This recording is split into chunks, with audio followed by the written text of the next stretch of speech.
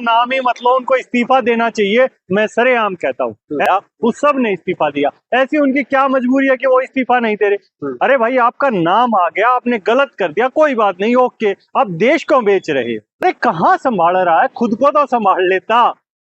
कौन कह रहा है जो खुद को नहीं संभाल पाया इस उम्र में? अरे कम से कम ये देख लेता कि तू क्या कर रहा है, और उसी चीज में बार बार मोदी कर रहा है। ट्रम्प कहता है कि नहीं, मैं मोदी का कैरियर बर्बाद कर दूंगा। क्या इससे डर रहा है?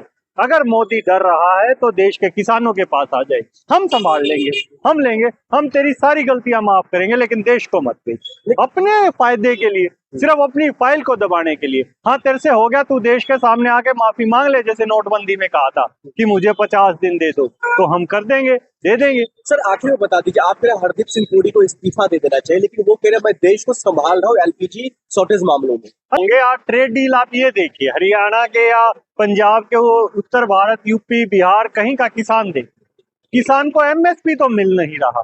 एमएसपी होता है मिनिमम सपोर्ट प्राइस, और अमेरिका में मिलता है मैक्सिमम सेलिंग प्राइस। अमेरिका में जो किसान का प्रोडक्ट है, जितने का मार्केट में बिकता है, उससे ज्यादा पैसे गवर्नमेंट उसके खाते में डाल देती है। तो उसे दो तरीके से फायदा हुआ कि एक तो प्रोडक्ट बिक गया, और दूसरा गवर्नमेंट ने खाते में डाल दिया। यहाँ पर क्या है, एमएसपी नहीं मिल रहा है। आप बिहार में जाकर देखेंगे, मंडियां नहीं है। अभी आएगा अनाज, थोड़े दिन रुकिए, जस्ट गेहूं निकल कर आएगा, आप देखिएगा गेहूं रोड पे पड़ा मिलेगा आपको। लेकिन मोदी जी का तो वो कह रहे हैं हम किसानों को प्रताड़ित कैसे कर सकते हैं, क्योंकि हमारी सरकार किसानों की बदौलत चल रही है। कहाँ है, कौन सी? अगर इनकी सरकार किसानों की बदौलत होती तो क्या 750 किसान शहीद होते? कुलदीप, किसान आंदोलन होता इतना बड़ा? ये जो कुछ मीडिया है, गोदी मीडिया ही कहूंगा मैं उसे, वो उन्हें दिखाते हैं। प्रधानमंत्री को इतनी बार कहा दिल्ली के बॉर्डर्स पर 13 महीने में कि आ जाओ आ जाओ, क्या वो आए? कितनी दूर था? 5 मिनट की तो दूरी थी। अपने देश के किसान थे, आप उनके साथ बैठते, आपको समस्याओं का पता चलता। तो क्या जिस तरीके से आप लोग बार बार कहते हुए नजर आ रहे हैं, किसान आंदोलन से लेकर के अभी तक जो किसान विरोधी है, जनता विरोधी है, किसानों के साथ नहीं है, देश की आवाम के साथ नहीं है ये सरकार, इस बात में फिर कितनी सच्चाई है? बिल्कुल है, 100% सच्चाई है। ये सरकार देश के आवाम की नहीं है। दो लोग खरीद रहे हैं और दो बेच रहे हैं, और ये कमेरे और लुटेरे की लड़ाई आपको पता है सदियों से चलती आ रही है। कॉरपोरेट वर्सेस गरीब की लड़ाई है, शासक वर्सेस मेहनत कश की लड़ाई है। मेहनत कश को मिलता क्या है? हिंदुस्तान का आप रईस से रईस किसान देख लीजिए, गेहूं का, अनाज का, फल का, सब्जी का। सब्जी अभी आलू निकल रहा है। हिंदुस्तान का किसान जब आलू निकलता है तो बेहतरीन आलू को मंडी में बेच देता है। किसान के घर में जो आलू कटा फटा होता है उसकी सब्जी बनती है।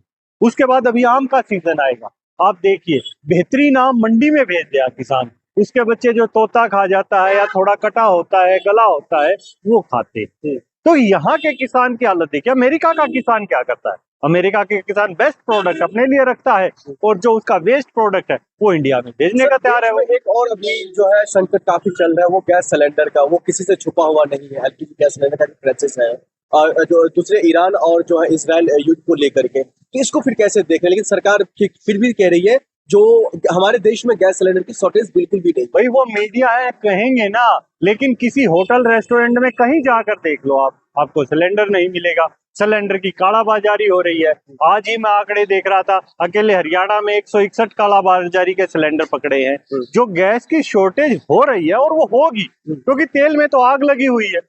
और ये तो मैं ईरान का धन्यवाद करूंगा, उन लोगों ने, ईरान ने कहा है कि मैं सरकार को नहीं भेज रहा, मैं भारत देश के लोगों के लिए भेज रहा हूँ। 2 टैंकर आए हैं वहां। लेकिन हरदीप सिंह पुरी जो मंत्री है पेट्रोलियम, उनको क्या तेरी छवि?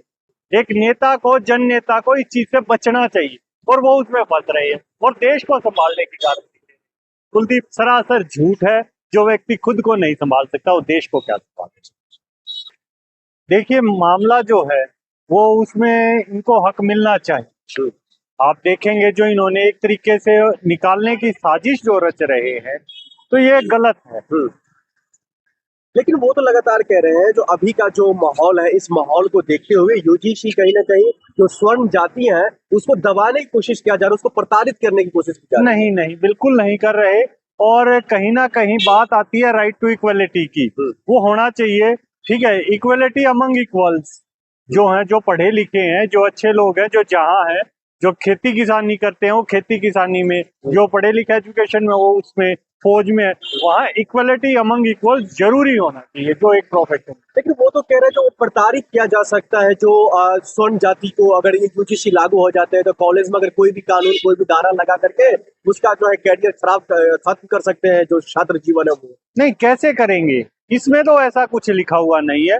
जो मैंने अभी तक मेरी जानकारी में है वो तो सबके लिए एक जैसा है। जो छात्र जीवन में है, छात्र तो सब एक जैसे हैं, उसके अंदर एक ही क्लास होती है। इतना ही तो है कि हाँ भाई कुछ रिजर्वेशन से साथी अंदर आ सकते हैं, वो भी पढ़ सकते हैं। इस देश में सबको बराबर का हक मिलना चाहिए। तो क्या देश के जो हुक्मरान है प्रधानमंत्री नरेंद्र मोदी जी, वो मतलब जातीय मतभेद लाना चाह रहे हैं देश के अंदर? देखिए, उनकी जो विचारधारा है वो आरएसएस बेस्ड है, तो कहीं ना कहीं वो दो ही चीज चाहते हैं कि डिवाइड एंड रूल दोबारा बांटने की। कहीं भी हो, किसी भी प्रदेश में हो, आप हरियाणा देखिए, राजस्थान देखिए, यूपी देखिए, कहीं यादव वर्सेस नॉन यादव, गुजरात देखेंगे पटेल वर्सेस नॉन पटेल, महाराष्ट्र देखेंगे Maratha versus non Maratha, UP में देखेंगे यादव नॉन यादव, कहीं गुज्जर, कहीं यादव, कहीं जाट। इनका काम बांटने का है। लेकिन मैं फिर यही कहूंगा, हमारा काम देश को जोड़ने का है। किसान और मजदूर इस देश को जोड़े।